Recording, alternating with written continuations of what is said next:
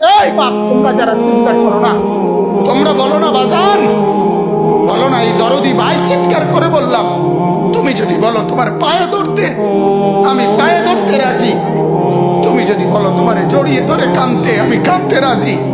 তুমি বলো কেন আল্লাহর সাথে রাগ করলা, কেন আল্লাহর সাথে রাগ করলা, কেন আল্লাহর সাথে নারাজ হইলা, কেন সেজদা কপালে ছুটলো না, কেন মালিকের সাথে সারাদিনের এত কিছুর বিনিময়ে আল্লাহ তাআলা একটা মিস কল দিলে, 2 সেকেন্ডের একটা মিস কল দিলে বন্ধু তুমি টের পাও তোমার মোবাইলে মিস কল আসছে।